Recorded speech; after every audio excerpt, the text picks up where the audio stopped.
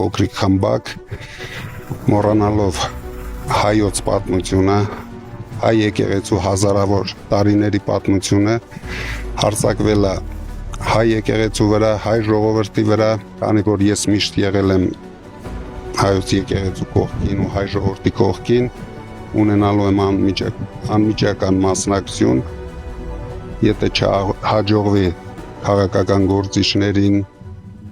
ուրեմն մենք էլ մեր ձևով ենք մասնակցելու այդ ամեն ինչին։ Իրավական աբսուրդը ազգային բարերար Սամվել Կարապետյանի շուրջ շարունակվում է 140 օր, նկատում է գործարարի փաստաբան Արամ Վարդևանյանը։ 5-րդ ալիքի տաղավարում նա մի շարք հիմնավորումներ է բերում եւ պնդում, որ Սամվել Կարապետյանի դեմ հարուցված գործը վնասում է Հայաստանի միջազգային վարկանիշին եւ վանում օտարերկրյա ներդրումները։ Ես առնվազն գտնում եմ, որ Սամվել Կարապետյանի նկատմամբ տեղի ունեցող հետապնդումը աննախադեպ է։ Գիտեք, մեկ նախադասության համար քրեական հետապնդում Հայաստանի Հանրապետության պատմության մեջ չի եղել։ Մենք տարբեր աբսուրդային քրեական գործեր տեսել ենք, բայց այն, որ այս գործը տարբերվում է, պարզապես մեկը նշեմ նրանով, որ այստեղ գործ չկա։ Մեր ձևով կմասնակցենք եկեղեցու պաշտպանությանը, այս բառերի համար անձին մեղադրանք ներկայացնել եւ 130 օրից ավելի պահել կալանքի տակ։ Սա ողջամիտ է։ Ես կարող եմ ասել, որ քաղաքական հետապնդման ավելի դասագրքային օրինակ չի կարող լինել։ Ասեմ նաև ինչու։ Դուք կհիշեք, տեղի ունեցան մի շարք Facebook-յան գրառումներ գործադիր իշխանության ղեկավարի կողմից, որտեղ կար թե խոստում, թե հաշվեհարդարի խոստում եւ թե նույնիսկ վիրավորանք եւ այլ։ Այսինքն սպառնալիք նույնիսկ կար։ Եվ այդ ամենը անվերապահորեն կատարվեց իրավապահների կողմից։ Վերջին անգամ պատկերացրեք, դատարանը երկարաձգեց Սամվել Կարապետյանի կալանքը 1 ամսով։ Իրականության մեջ ես չէի պատկերացնում, ոնց դա կարող էր տեղի ունենալ, բայց դա տեղի ունեցավ։ Այդ 1 ամիսը վերաբերում էր հետևյալին, որ հարգելի քննչական խումբ բաղկացած 53 քննիչից այս 1 ամսվա ընթացքում գործը ուղարկեք դատարան կամ կարճեք։ Քենեդիի սպանության հանգամանքները բացահայտող նման պատասխանատու առաքելությամբ օժտված էին 7 անդամներ, իսկ Սամվել Կարապետյանի մեր ձևով կմասնակցենք եկեղեցու պաշտպանությանը, արտահայտությունը որպես քրեական գործ վերածելու եւ այդ ընթացքում իբրև քննություն անելու համար կան 53 քննիչներ։ Հիմա ես հենց կարելի ասել այս առիթը կօգտագործեմ եւ մի բացահայտում կկատարեմ։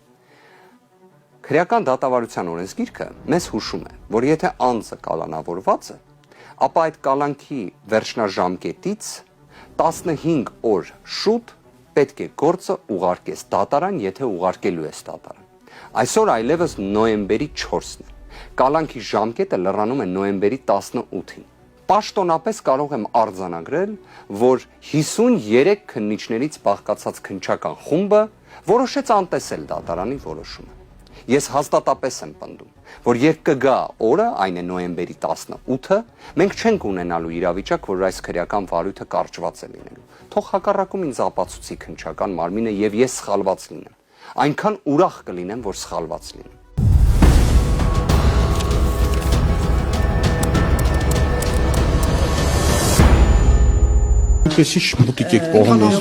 Շաբաթվա ամենաաղմկահարույց հայտարարություններից մեկն անում է քննչական կոմիտեի նախագահը Սամվել Կարապետյանի գործի մասին։ Մեր ձևով եկեղեցին պաշտպանելու ազգային բարերարի հայտարարությունից հետո Հայաստանի վարչապետի գրառումները ուղիղ հրահանգ իրավապահներին չի համարում Արթուր Պողոսյանը։ Եթե դիմադիրներին չհաջողվի, մենք էլ կմասնակցենք մեր ձևով այդ ամեն ինչին։ Դրանից հետո Նիկոլ Փաշինյանը գրում է Պոռնկաբարո, ու դրանից հետո արդեն սկսվում են, բան։ Ես ուղղակի ուզում եմ բան անեմ, որ չասեք,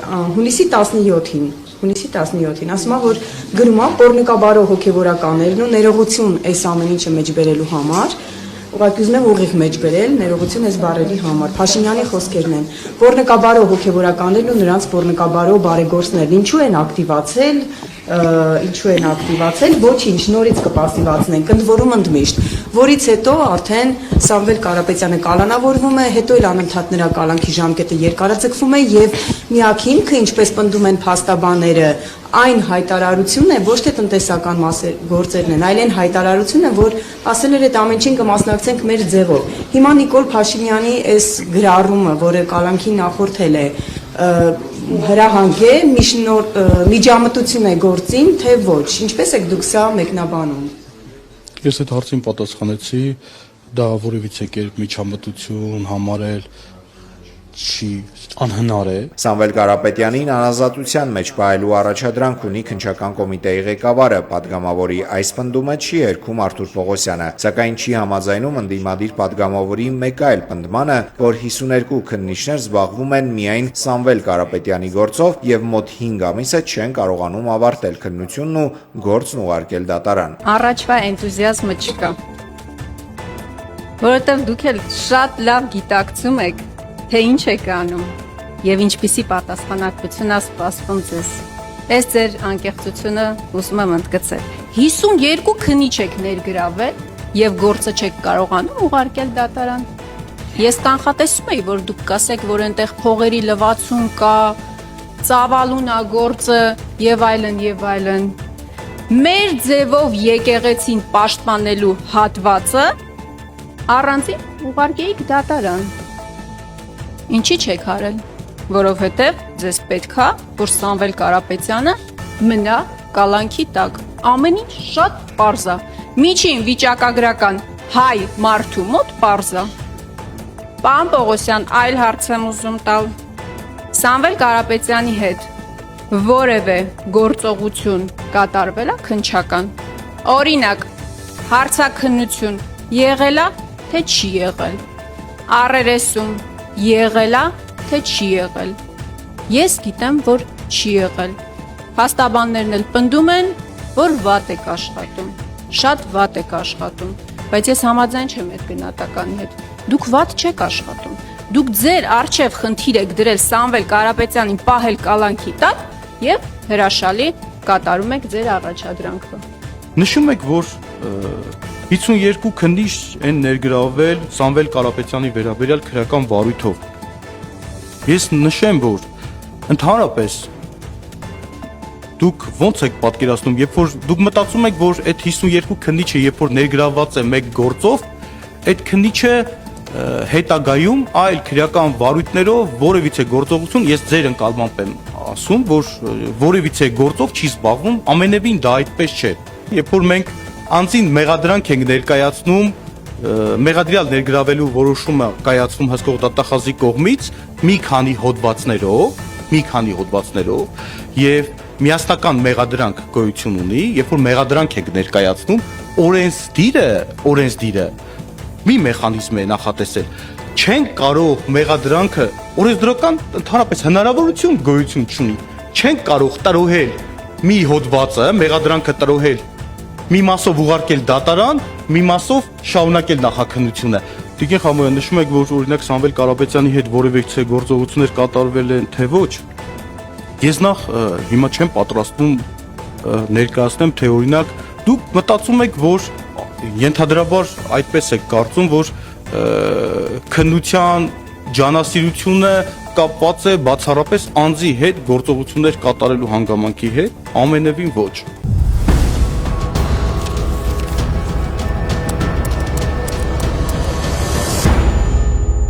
Հեցի տնօրենի նախկին ժամանակավոր պաշտոնակատար Դավիթ Ղազինյանը համոզված է, որ Հայաստանի էլեկտրական ցանցերի լիցենզիան ՀՑԿ-ն չեղյալ է համարելու, քանի որ կա քաղաքական պատվեր։ Տաշիր կապիտալից հեծը խլելուց հետո փետրվարին լույսի գինը կնվազի այն հիմնավորմամբ, որը դեռ այս տարվա հունիսին ներկայացրել է հեծի սեփականատեր Տաշիր կապիտալը եւ առաջարկել քաղաքացիների համար հոսանքի գինը իջեցնել մինչև 3 դրամ, սակայն ՀՑԿ-ից մերժում է ստացել։ Տևելով իշխանությունների գործելավոճին,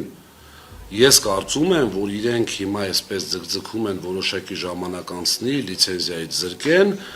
որից հետո հայտարարեն, որ մենք եկանք այսպես հրեշտակի թևերով եւ ժողովուրդ ջան, եկող տարվա փետրվարից սակագին իջեցնեն իրենց վերագրելով այդ ամբողջը։ Իհարկե, այսինքն նաեւ չհաշվարկելով թե ինչ կարող է լինել 27 թվականին։ Այս այն մասով, որ ինչպես փորձագետներից մեկը նշել էր, գազի գնման դոլար դրամ խնայողության արդյունքում, երևի տեսել եք դուք,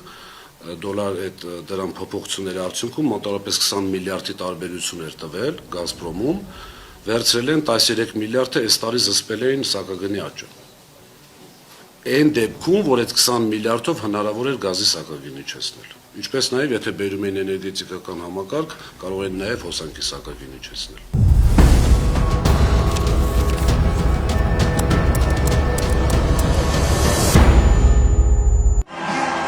Ամերիկացի հայտնի մեկնաբան Թակեր Կարսոնը այս շաբաթ հարցազրույց է անցկացնում մեր ձևով շարժման համակարգող Նարեկ Կարապետյանի հետ։ Այս մասին պատմող ռեպորտաժում նշվում է, որ Դոնալդ Թրամփից, Վլադիմիր Պուտինից եւ աշխարհի այլ առաջնորդներից հետո Կարսոնը զրույցի է հրավիրել Նարեկ Կարապետյանին։ Թրամփի վարչակազմի հետ սերտ կապեր ունեցող Կարսոնի այս հարցազրույցը կոտրում է այն կարծրատիպը, թե Նարեկի հորեղբայրը գործարար Սամվել Կարապետյանը ռուսամետ կողմնորոշում ունի։ Իրավաբանները ենթադրում են, որ Կարսոնի հետաքրքրությունը հավանաբար պայմանավորված է Սամվել Կարապետյանի դեմ հարուցված աղմկահարույց քրեական գործով։ Իդեպ Forbes-ի ցուցակում հայտնված հայ միլիարդատիրոջ դեմ բացված գործը ակտիվ լուսաբանվում է միջազգային լրատվամիջոցներում՝ ֆրանսիական Le Monde-ում, ամերիկյան Financial Times-ում։ Միջազգային մի շարք հեղինակավոր պարբերականներ անդրադարձել են թե այն տեսանկյունից, որ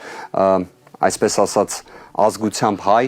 Forbes-ի ցուցակում գտնվող նախկինում երբևէ չարատավորված Սամվել Կարապետյանը կալանավորված է Հայաստանում եւ ինչպես նաեւ այն տեսանկյունից, թե ինչ է կատարվում ընդհանրապես Հայաստանում։ Իդեպ հայկական մամուլը գրում է, որ Նիկոլ Փաշինյանի կաբինետում անհանգիստ են, որ Նարեկ Կարապետյանի հարցազրույցը լուրջ բացահայտումների առիթ կարող է դառնալ։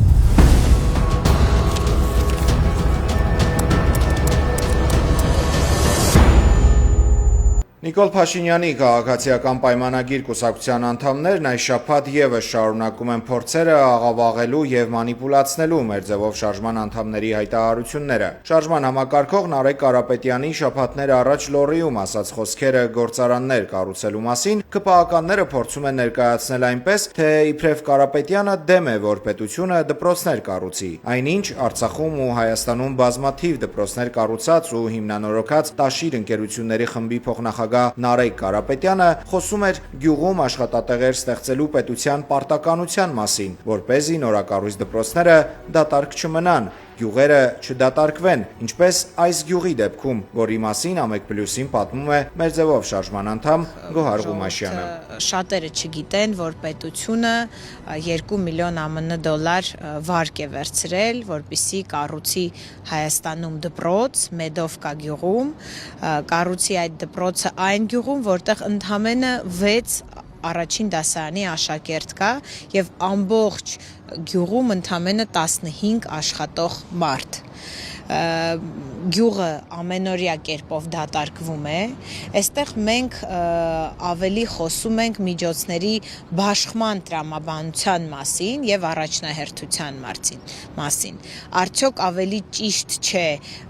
առաջին հերթին լուծել գյուղում աշխատատեղերի հարցը, իսկ մենք առաջարկում ենք այդ աշխատատեղերի հարցը լուծել գործարան կառուցելու միջոցով, իսկ հետո արդեն աշխատատեղեր ստեղծելով բնականաբար ընտանիքները կցանկանան մնան այդ գյուղում, իրենց գործունեությունը գյուղում ծավալեն եւ բնականաբար իրենց երեխաները կայցելեն գյուղում կառուցած շատ լավ պայմաններով դպրոցը։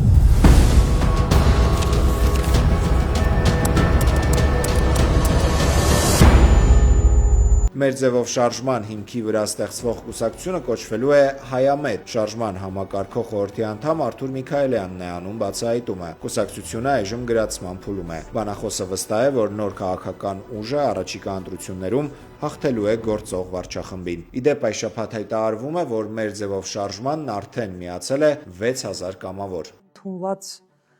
կարծիք է, որ ձերբակալելով Սամվել Կարապետյանին Փաշինյանը լուրջ սխալ է գործել, հա, նույնիսկ մենք այսպես կատակում ենք Ակելա պրամախնուսը, թե Փաշինյանին Ակելա անվանելու մի քիչ սխալ ենք, ավելի շատ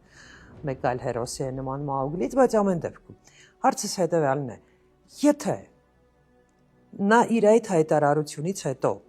չհայտնվեր ԱԱՑ-ում, մեր ձևով շարժում մենք կունենայինք, թե չէ։ Ես չեմ կարող այդ հարցին հստակ պատասխանել, որովհետև մեր ձևով շարժումը հիմնվեց հենց Սամվել Կարապետյանի ձերբակալությունից հետո, մեր ձևով հայ առաքելական սուրբ եկեղեցին պաշտպանելու պատրաստակամությունից ելնելով ու այդ ամեն ինչը դարձավ պատասխանատվություն մեր ձևով շարժման յուրաքանչյուր անդամի համար։ Այսինքն Նիկոլ Փաշինյանը ձերբակալելով Սամվել Կարապետյանին ստեղծեց փաստորեն այսպես կոչված երրորդ ուժը Հայաստանի քաղաքական դաշտում մի ուժ, որը ի վիճակի է նրան հաղթել ընտրություններում։ Ես ուղղակի չեմ կարողանում հասկանալ Նիկոլ Փաշինյանին, թե ինչու ինքը գնաց այդ քայլին, ամենայն ազնվությամբ, որովհետև մեր ձևով արտահայտության մեջ ոչ թե հանցակազմ չկա, այլ մեր ձևով արտահայտության մեջ կա ուղղակի պատասխանատվություն, որ մարդը սիրում է իր հայրենիքը ու պատրաստ է կանգնել։ Ինչու նա գնաց նման քայլի ու քաղաքական ինքը ինչ հաշվարկներ ուներ կամ չուներ, ես տեղյակ չեմ, բայց այն, որ նա սխալվել է իր գործողություններում, դա միանշանակ է։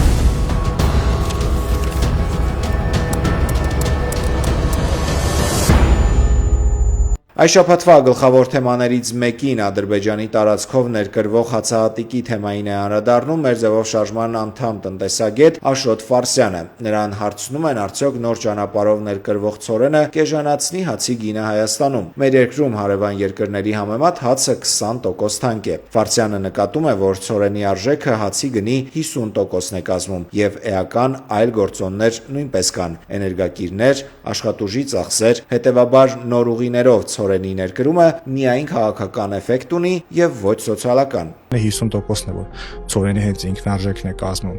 Եվ հետեւաբար, այսպես sense միանգամից ասել, որ այս ճանապարհը դա մեր համար ինչ-որ նոր փրկության ճանապարհ է լինելու եւ հացը էժանանալու է, հետո էլ մնացած ամեն ինչն է էժանանալու, կարծում եմ դեռ ժամանակավրեպ է,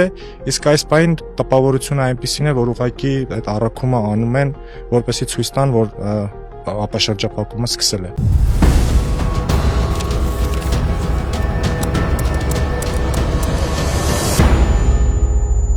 Տավուշի Աչաջուր գյուղի համանուն ֆուտբոլային ակումբը ստացել է խոստացված նվերները մեր ձևով շարժումից։ Ֆուտբոլային հանդիպումների եւ պարապմունքների անցկացման համար անհրաժեշտ սպորտային պարագաներ, կահավորանք, ինչպես նաեւ ակումբի բոլոր տարիքային խմբերի համար անհրաժեշտ մարզահագուստ։ Աչաջուրի ֆուտբոլային ակումբի անդամները իրենց կարիքների մասին մեր ձևով շարժման անդամներին պատմել էին սեպտեմբերին, երբ շարժումը աշխատանքային այցով գյուղ էր գնացել։ Աչաջուր ֆուտբոլային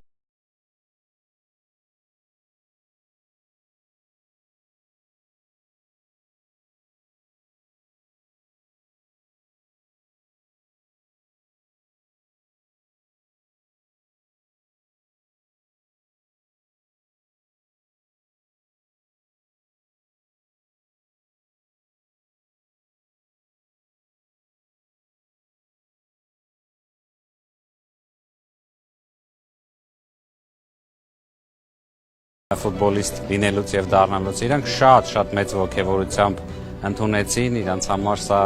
նորություն էր, ինչ որ չափով նոր համազգեստ ունեն, նոր գնդակներ ունեն, առաջնից վարկյանից ամեն մեկը իր մասը վերցրեց եւ անցան գործի։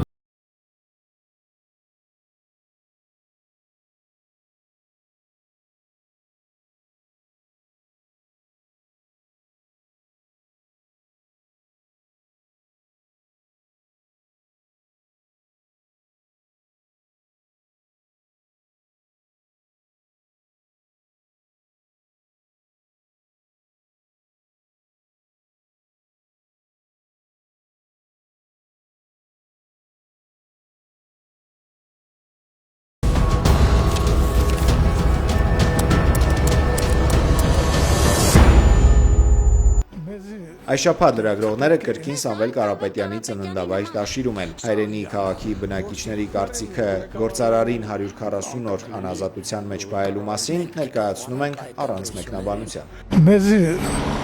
պետք է այնց ղեկավարը իր գործն անի, Մեր դիկտատորը պետք է։ Մեզ այս Սամվել Կարապետյանի նման ղեկավարապետ, որ մարդկանց հասել է բոլորին։ Ժողովուրդը թող վերև հայտնի, որ թալանում է նրանց են սիրում։ Այդ չեք ժողովուրդը։ Դա մաֆիա է, մաֆիա։ Սաղ Իրան է, ոստիկաներին տարել է Իրան։ Մեզ դա ղեկավար ժողովրդական։ Մեզ պետք չի որ տանի թուրքացման։ Մեզ պետք է հայ։ Մեր բաբերը որ փախել են, դրա խաթեր են եկել այստեղ մենք։ Այս մարդը դա պետք է հասկանան։ Ես էլ նրանց թորներից եմ, չէ։ Լրիվ ղեկավարներն էլ որ սկզբից ասում են ես լավ եմ, հետո որ տեղը լավացնում են, արդեն դառնում են որպես վատ ժողովրդի համար։ Ուժեղ մարդ դինի։ Ես ավել ուժեղ տղա էր։ Դու գիտեք քանի հազարոքի իր ձերի տակ աշխատում է Ռուսաստանում եւ չկա մարդիկ աշխատավաստանում Սամվելի կամպանիա ձեռաստակեն աշխատում։ Մենակ հայ է, ռուսները միջնասի ժողովուրդը։ Ասում են սխալ թույլ չտալ են մարդը ոչ չի աշխատում։ Չէ, այդ մարդ աշխատող տղա է։ Պետք է արդարադատությունը անկախ լինի կառավարությունից։ Պետք է այն երեք բանը կառավարությունը, արդարադատությունը եւ ուրեմն գործադիր իշխանությունը պետք է համատեղ գործակցեն։ Ոչ թե լսեն միայն կառավարությանը, մնացած անտեսեն։ Դրա համար առաջին պետք է լինի արդարադատություն, օրենք եւ օրենք։ Դա այս ընտրությունները շատ կարեւոր են։ Մենք պետք է կարողանանք այդ ընտրություններին ամեն ինչ ներդնել, որ հաղթել։ Ով հաղթի։ Կարապետյանով։ Իսկական քրիստոնյա։ Ազնվությունը պաշտպանող, վախ չունեցող, կյանքը նվիրող հայրենիքին։ Եթե տան տղամարդ չի, իր երեխաներին կենթարկվեն այդ մարդուն։ Ամեն մարդ իր ընտանիքի ղեկավարն է։ Հիմա այդ մեր ընտանիքի ղեկավարն էլ էս է։ Սամվել Կարապետյանը ղեկավարապետ։